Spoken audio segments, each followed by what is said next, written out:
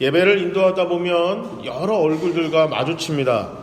근데 그 중에서 억지로 교회에 앉아 있는 듯한 얼굴 모습을 보면 마음이 그리 편치 않습니다. 근데 입장을 바꿔서 이제 제가 예배를 인도할 때, 억지로 설교하고 저 사람은 그냥 하기 싫은데 그냥 올라갔구나 라고 여러분 그런 느낌이 들면 어떠시겠어요?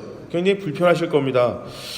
그런데요, 어떤 분들도, 그렇게 억지로 앉아 계신 분들도 환한 얼굴을 할 때가 있습니다. 이게 언제냐면 예배 마칠 때입니다. 예배 마치고 집에 갈 때는 아주 환한 얼굴 표정이 돼요. 예배 드릴 때는 휴가를 마치고 이제 직장이나 학교, 특히 이제 군인들을 휴가 마치고 이제 그 부대 복귀하는 그 버스 안에 앉아 있는 군인들 얼굴 표정으로 앉아 계시거든요. 들어가기 싫어서 아주 억지로 그냥 드리는 표정인데, 예배가 마치면 소풍을 기다리는 어린 아이처럼, 휴가를 나오는 군인들처럼 환한 얼굴로 바뀝니다. 회개의 시간을 가지며 자리를 뜨지 못하는 사람도 없습니다.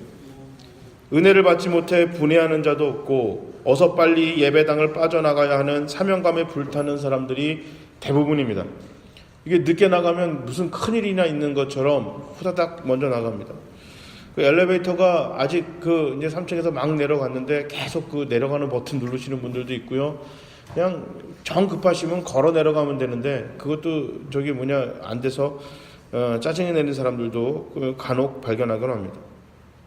안타깝게 그분들이 나갈 때 만연한 웃음으로 나가지만 그게 은혜받아 바뀌어지는 얼굴 표정이 아니라 이겁니다.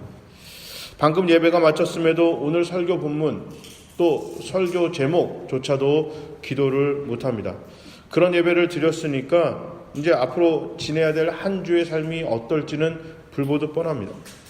예배를 통해 주시는 하나님의 은혜의 강가에 나를 심지 않았습니다. 자신을 거기에 심지 않았으니 예배를 통해 얻어지는 열매를 기대한다는 것은 어불성설입니다. 이 모든 것이 잘못된 예배에 대한 목표, 예배에 대한 목표가 잘못 잡힌 것에 대해서 오는 비극적인 결말입니다. 오늘 본문에 나오는 이스라엘 사마리아, 예수님께서 사마리아 땅을 방문하셨습니다. 사마리아 사람들이 그동안 자신은 사마리아 사람이라는 이유만으로 예루살렘의 성전에 가서 예배를 드리지 못했습니다. 그들에게 예수님이 던지는 메시지인데, 이건 비단 사마리아 사람들에게만 하시는 말씀이 아니라 당시 이스라엘 사람들에게도 동일하게 주셨습니다. 예배에 실패한 사람들이었습니다. 이거는 단지 예수님 시대만 그랬던 것이 아닙니다. 다윗이 죽고 솔로몬 왕 초기를 제외하고는 이스라엘 거의 모든 역사의 예배는 실패했습니다. 열왕기상 8장에 보면 솔로몬이 성전을 짓습니다. 그리고 봉헌식을 하는데 그때 예배에 대해 정의를 내립니다. 뭐냐면 예배는 정해진 장소와 정해진 시간에 하나님을 믿는 자들이 모여 제사를 드리고 기도하며 하나님을 만나는 것입니다. 라고 솔로몬이 이제 예배에 대해 정의를 내립니다. 즉 예배의 중요한 요소는 장소, 시간, 예배자, 그리고 하나님, 이것이 예배에 대한 가장 중요한 요소다. 성경은 이렇게 얘기합니다. 예배의 목표는 예배자가 하나님을 만나는 것, 이것이 예배의 올바른 목표입니다. 하나님을 만난다는 것은 예배를 드리는 모든 순서와 형식에 예배자를 하나님의 뜻을 발견한다. 이것이 하나님을 만나는 겁니다. 느끼고 배우고 체험하며 알아가는 것입니다. 같은 시간에 같은 장소에 모인 예배자들이 찬양을 통해 하나님을 이야기하고 기도를 통해 우리의 생각과 우리의 원하는 바를 하나님께 알려드립니다. 그리고 헌금을 통해 우리가 하나님을 향한 감사의 마음을 전하고요. 말씀을 통해 하나님이 우리를 향한 그분의 생각과 하나님의 뜻을 듣는 것입니다. 그러니까 예배의 목표는 하나님의 뜻과 마음을 만나는 것입니다. 이게 예배의 올바른 목표입니다. 이스라엘은 성전을 찾아가 제물을 바치고 찬양하고 예배만 드리면, 그 자리에 참석만 하면 예배에 성공했다 이렇게 착각했습니다. 예배가 어떤 건지 선포한 솔로몬도조차도 예배의 목표를 잃어버렸어요. 나중에 예배의 목표를 잃어버렸습니다. 그래서 예배가 변질됐습니다. 예배에 실패한 이스라엘은 잘못된 신앙인으로만 사는 것이 아니라 그들의 삶이 잘못된 방향으로 흐르기 시작했습니다. 자, 이스라엘만 하나님을 믿었고 그 주변에는 하나님을 믿지 않는 나라와 접해 살았습니다. 자, 그래서 전혀 다른 삶을 살았어요. 그런데 예배의 목표를 잃자 삶의 전반적인 것이 흔들려 버렸습니다.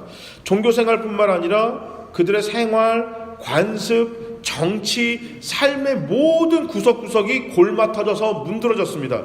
자, 하나님을 알아가는 기쁨을 상실했습니다. 그랬더니 하나님에 대해서 어떻게 이 하나님을 어떻게 이제 비치냐면 세상의 변덕스러운 신과 동일시하는 거예요. 하나님을.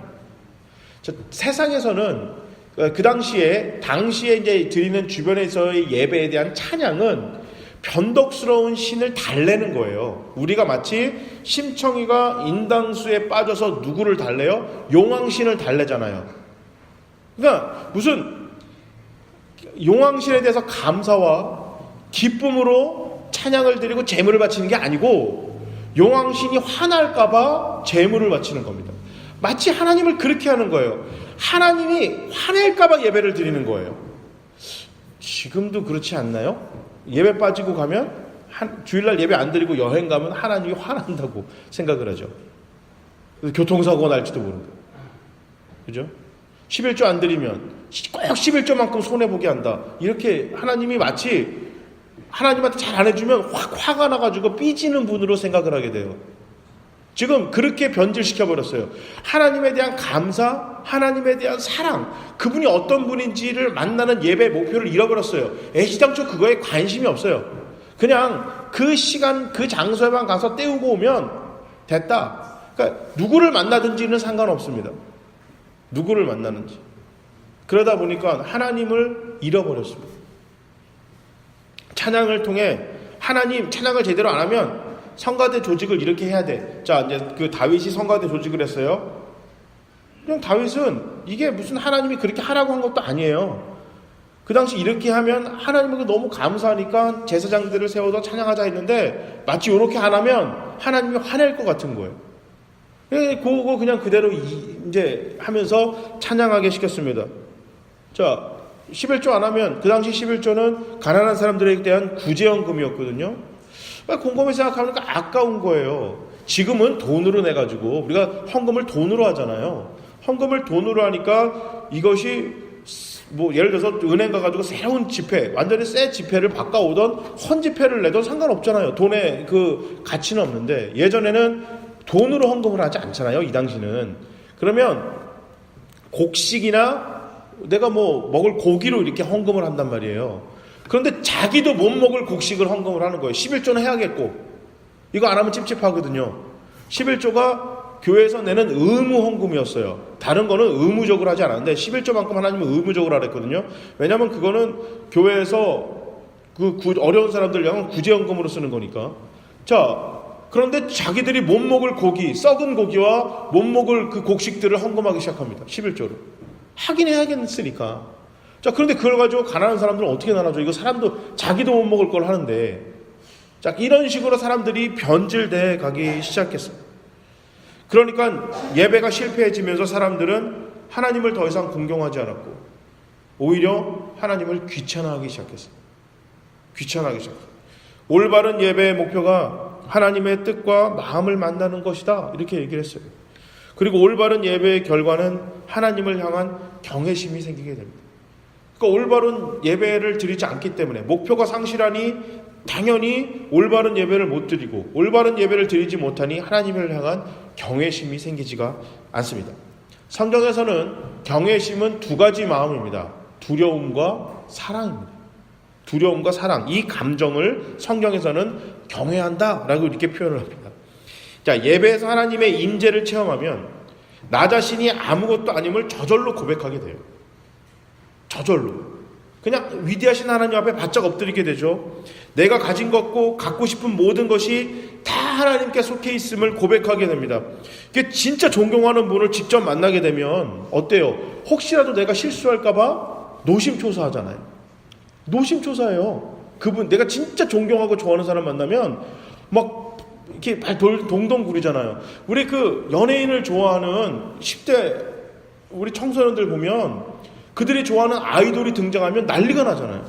뭐 어떻게 할지를 모르고 막 발 동동거리고 막 줄줄줄 쫓아갑니다. 아 이거 뭘 쫓아가냐? 그런데 그 쫓아가게 돼 있어요. 그 자기가 정말로 좋아하면 막 울고 막 그러잖아요. 정말로 그 사람을 좋아해도 내가 존경하고 막 좋아하면 막 뭐 하나도 말이라도 실수할까봐 막 악수하면 황공하고 막 황송하고 막 이렇습니다. 정말 좋아하지만 쉽게 가까이 갈 수 없는 것. 이 감정이 바로 두려움입니다. 이것을 성경에서는 경외한다 이렇게 표현합니다. 만약에 예배를 통해 얻는 하나님의 이런 경외심, 하나님을 향한 그런 간절한 마음, 하나님을 만나면 막 좋아하고 동동거리고 어떻게 하면 내가 하나님한테 실수하면 어떡하지? 라고 생각하는 그러한 경외한 마음이 생기지 않는다면 한번 자신이 예배를 드리는 자세를 살펴봐야 합니다. 그거 살펴봐야 되는 거예요. 근데 예배가, 경외가 두려움만 있다면 아까 얘기했듯이 하나님의 비위를 맞추는 데만 급급했을 겁니다. 왜냐면 뭐 두려우니까 실수하면 안 될까 막 쪼그라들 겁니다. 엄청 긴장할 겁니다. 그런데 성경에서는 두려움과 사랑이다라고 했어요. 사랑. 경외심에 대한 사랑은 이끌림이에요. 이끌림. 두려운데 떠나기 싫은 거예요. 우리 아까 얘기했듯이 제가 말씀드렸잖아요. 연예인들이 지나가고 자기가 좋아하는 막 그런 아이돌이 지나갈 때 어떻게 돼요? 막 쫓아가는 거예요. 요즘 그 대통령이 이게 어디를 방문하면 사람들이 엄청나게 몰리고 막 그러갖고 막 사진을 찍고 대통령이 지나가면 막 쫓아가고 막 이렇게 하잖아요. 그 왜 그럴까요? 두렵잖아요. 두려운데 따라가고 싶은 거예요. 같이 있고 싶은 겁니다. 이게 떨어지기 싫은 마음, 이것이 바로 성경에서 말하는 경외함. 어려운데 계속 같이 있으면서 그분을 통해서 내가 뭘 배우고 듣고 싶은 겁니다. 더 알고 싶고 더 가까이 하고 싶은 마음, 이것이 바로 사랑.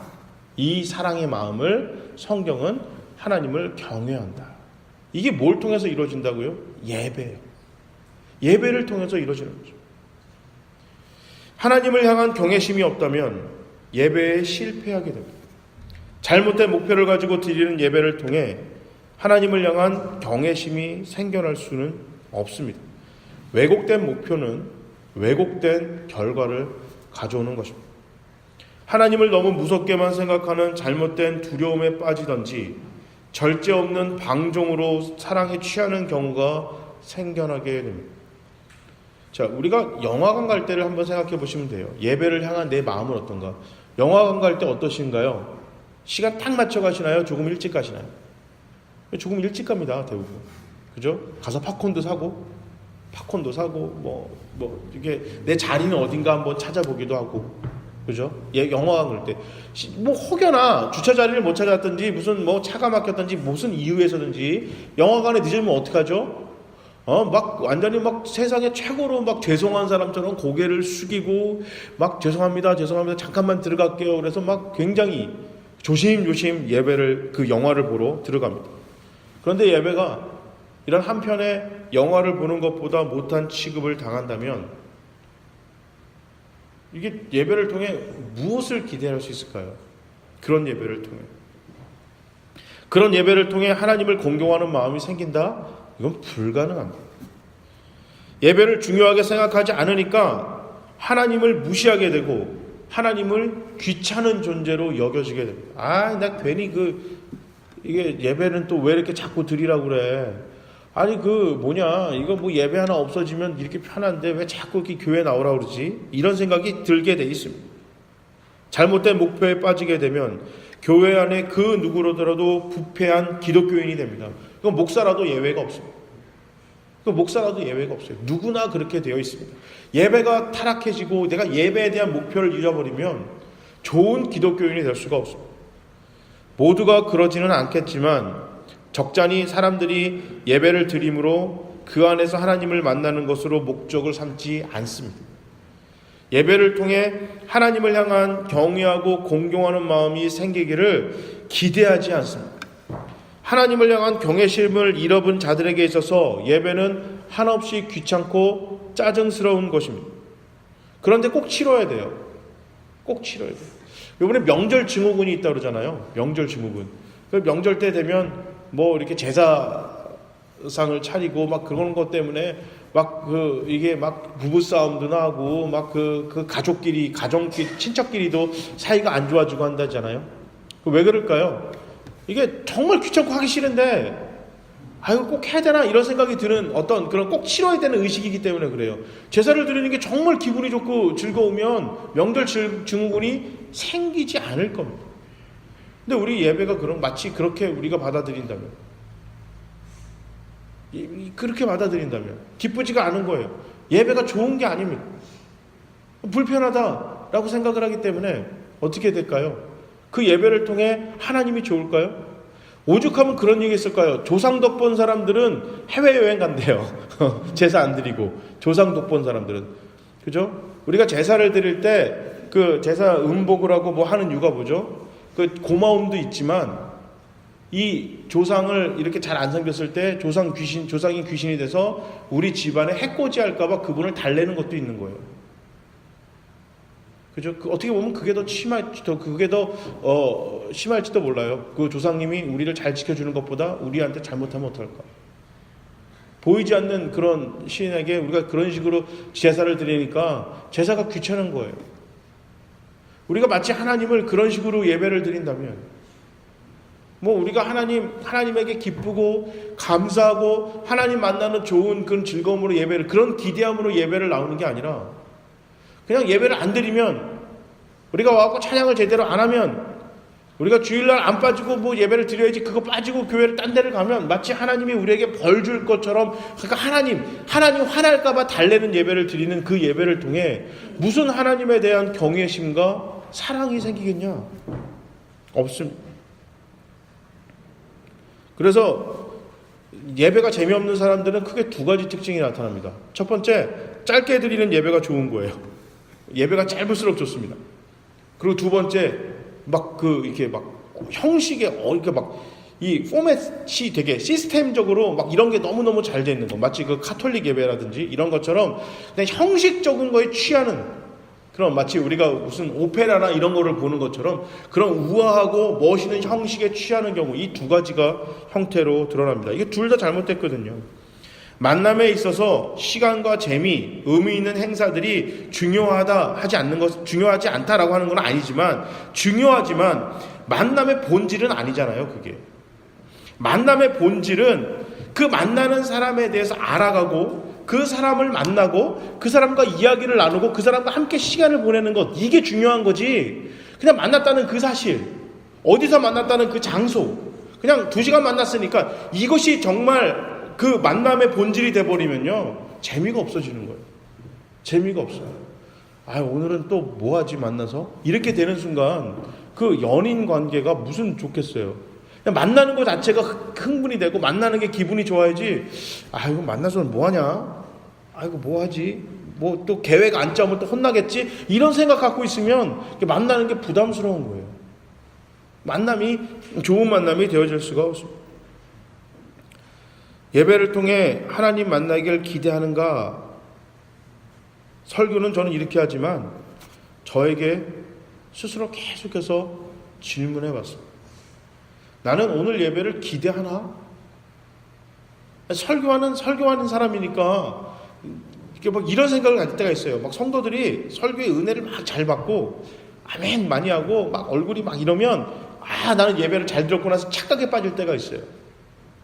그거는 하나님을 만나서 기쁜 게 아니라 성도님들이 은혜 받은 거에 기쁜 거잖아요. 그러니까 하나님은 빠져 있잖아요. 시간과 장소와 다 했는데 거기에 하나님이 없어요.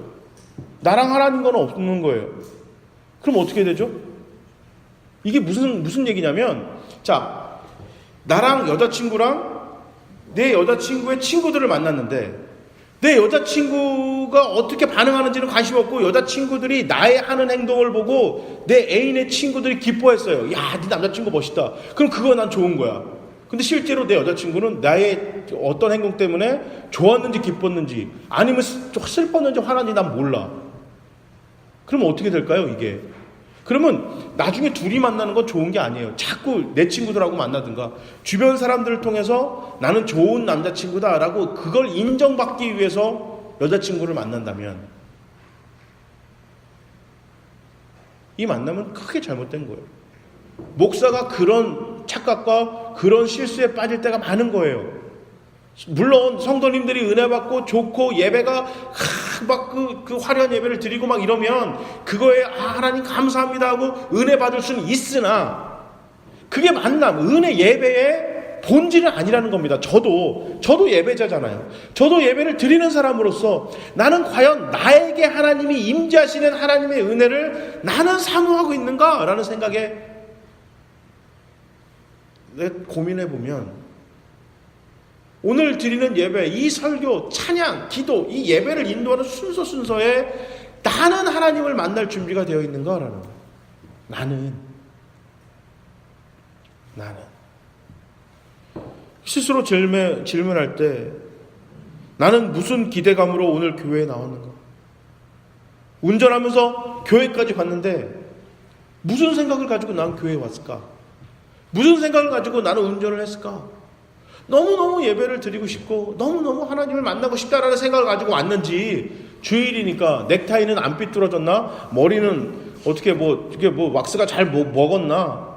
이거 옷은 이상하지 않겠지? 오늘 마이크는 잘 나오나? 오늘은 성도님들이 몇 분이나 나오실까?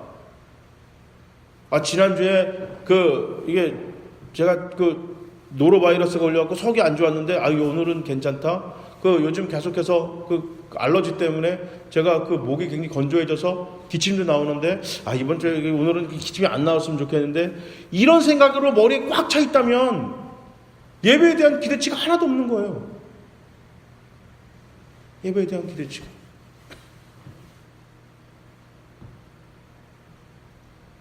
오늘 설교 잘 돼야 될 텐데 내가 어제 다시 한번 리허설을 해봤는데 설교가 참 잘 빠졌다. 오늘 이게 사람들이 많이 와야 되는데 이 좋은 설교인데 이딴 생각에 빠져 있으면 나는 그 예배를 통해 하나님의 임재를 기대하는가? 안 해요.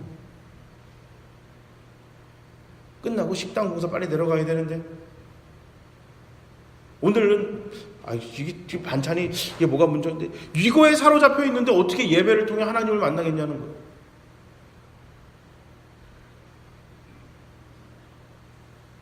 못 만나죠. 못 만납니다. 옆에 있어도 모르는 거예요. 옆에 있어. 다 그런 건 아닌데요. 남자들은 친구들하고 보낼 때 같은 거를 해도 노는 거고요. 그러니까 예를 들어서 농구를 같이 한다. 이것도 노는 거고요. 한 공간에서 나는 컴퓨터를 하고 얘는 텔레비전을 보고 얘는 책을 읽어도 노는 거예요. 근데 아내는 아니더라고요. 그게 전 놀았는데 같이 있었는데 그게 아니고 같은 시간에 같은 걸로 같이 시간을 보내야 이걸 놀았다고 생각을 하는 거예요. 여성들은 대부분 다는 아니지만 그렇답니다. 그래서 우리 퀄리티 타임이냐 퀀터티 타임이냐 이건 뭐냐면 양이냐 질이냐 이걸로 이렇게 싸운다라고도 하잖아요. 그래서 이거 가지고 막 그렇게 한다 그러는데 하나님을 퀄리티 타임, 그러니까 하나님하고의 어떤 질적으로 시간과 그런 비례가 아니라 내가 진짜 하나님을 기대하는 마음을 가지고 하나님하고 진지하게 만남, 하나님에게 집중하는 그런 예배, 기도, 찬양을 하는 것과 예배는 5시간, 6시간 드려도 그 시간 내내 나는 그냥 앉아있으니까 됐지 이 정도면 기뻐하시겠지라고 생각을 하는 그런 예배와 도대체 하나님과의 어떤 좋은 관계를 맺느냐는 것은 자명하게 드러나는 것이잖아요. 확실하게 드러나는 거예요. 1시간 드리는, 일주일에 1시간 드리는 그 예배도 집중하지 못하는데 하나님을 향한 경외하는 마음, 은혜를 받고 내가 크리스찬으로 살아가는 기대는 애시당초 없겠죠. 애시당초 없는 거예요. 그러니 어떻게 됩니까? 옛날에 언젠가는 나는 분명히 하나님께 은혜 받은 게 있는데 근데 재밌는 게 있어요. 모든 사람이 다 은혜 받지는 않습니다. 같은 시간 같은 자리에 있었는데 누구는 하나님을 만나고 누구는 하나님을 만나지 못하고 돌아갈 때가 있어요. 설교할 때 어떤 분들은 그래요. 이렇게 목사님 설교하는데 어떻게 이게 좋냐? 설교하는데 어떻게 좋을 수 있습니까? 근데 곰곰이 설교하는 자 입장에서는 내가 재워놓고 누구한테 뭐라고 그러냐 이런 생각할 수 있어요. 내가 재워놓고 무슨 생각할 수 있겠냐라 하지만 분명히 그 시간에 은혜 받는 사람들도 있거든. 분명히 은혜 받는 경우도 있습니다. 근데 정말 중요한 건 내가 예배를 드리는 마음을 드리는 가는 그 자세에 따라서 예배가 굉장히 많이 변한다는 거예요. 공부하러 가는 것도 마찬가지고 운동하러 가는 것도 마찬가지입니다. 아이들하고 놀아줄 때도 마찬가지예요. 기가 막히게 합니다. 아빠가 정말 나랑 놀아주고 싶구나 하고 놀아주는 거랑 의무적으로 놀아주는 거는요 진짜 기가 막히게 파악해요. 그게 사람이니까 보면 알거든요. 보면 알아요. 그런 걸 봤을 때 이게 예배를 드릴 때도 마찬가지잖아요. 제3자인 목사도 딱 보면 저분이 예배에 집중하고 있구나, 예배를 기대하고 있구나 대충은 보이는데 하나님은 얼마나 잘 보시겠어요. 당사자인데, 만나러 온 당사자인데, 누구나 쉬는 일요일, 그것도 아침부터 내가 교회에 나가 앉아 있어야 되는 이유에 대해서 생각해 봤냐라는 거예요. 생각해 봤냐. 나는 무슨 생각 갖고 예배에 나왔을까? 예배의 잘못된 목표에 사로잡혀 예배를 드리는지, 오늘 본문에 예수님이 말씀하셨듯이 하나님이 찾는 참된 예배자로 예배를 드리고 하나님을 경배하고 경외하는 마음을 기대하는 마음으로 예배를 드리고 있는지는 나밖에 몰라요. 솔직히 나밖에 모르잖아요. 목사가 어떻게 알겠어요, 솔직히. 그런 분들도 있을지 몰라요. 딱 보면 보인다 말했지만 저는 안 보여요. 걱정하지 마시고. 저는 몰라요. 저는 진짜 모릅니다. 목사가 앞에서 아무리 우아한 모습을 보이고 아무리 화려한 모습을 하고 나를 아무리 치장해도 내가 예배를 향한 하나님에 대한 기대감은 나랑 하나님밖에 모르죠. 성도님들은 다 은혜 받는데 목사 혼자 은혜 못 받을 수도 있어요. 이게 재미난 얘기죠. 그러니까 목사들이 예배가 무너지는 거예요. 뉴저지에 있을 때 부목사가 저 하나 있을 때가 있었어요. 그러니까 너무 바쁜 거예요. 너무 바빠요. 하기. 어느 날 목사님이 저를 부르더니만은 아무것도 하지 마. 그러죠. 청년부 예배는 금요일날 저녁에 드리니까 주일날은 나는 예배 섬기는 것밖에 할 게 없었거든요. 네? 그러니까 그냥 예배 드리고 백목사 아무것도 하지 마. 그래도 이렇게 뭐가 안 되면 그냥 안 되면 안 되는 대로 가지 뭐. 에어컨이 안 나오면 올라가서 켜야 되지. 그냥 안 나오면 더우면 좀 더운 대로 드리지 뭐.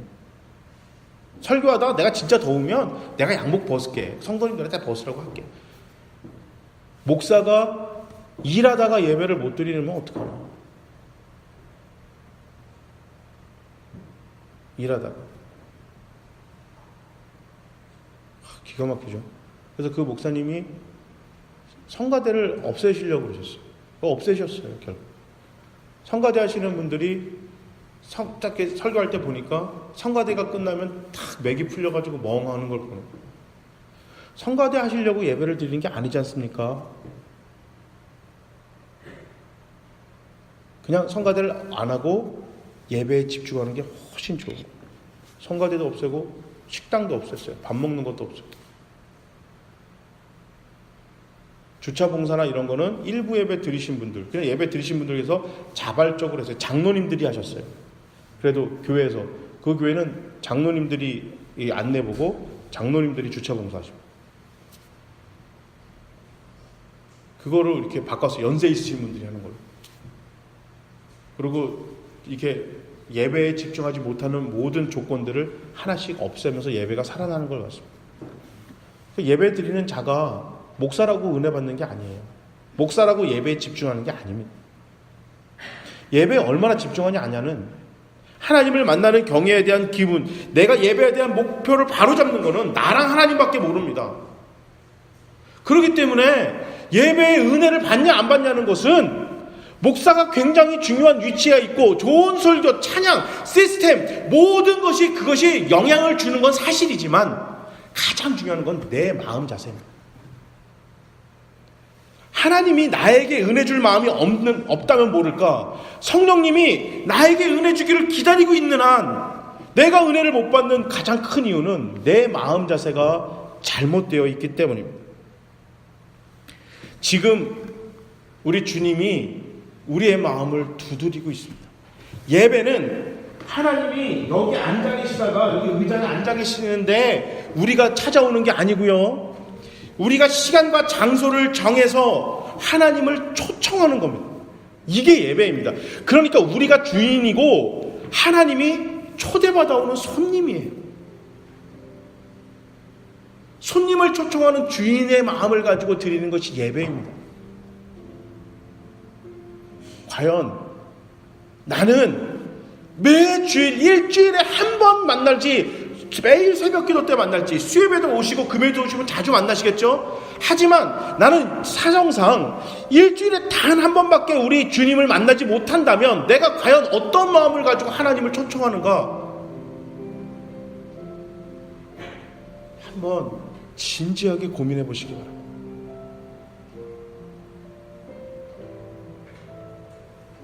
주인입니다. 우리가 초청하는 사람이에요.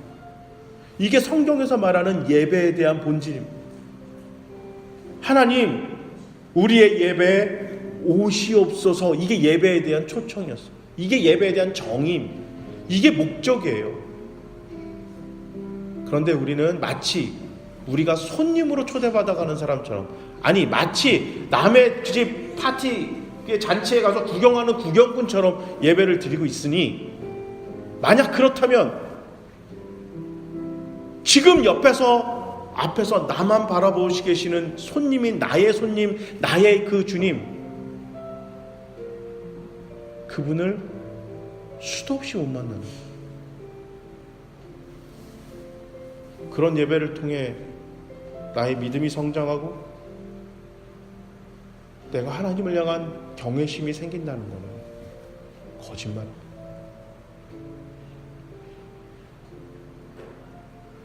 목사가 예배의 형식에 쫓겨서, 성도의 수에 쫓겨서, 화려한 언변이 나오는 그런 설교에 쫓겨서 예배를 드린다. 내가 초대해야만 하는 그 주님을 못 만나는 것.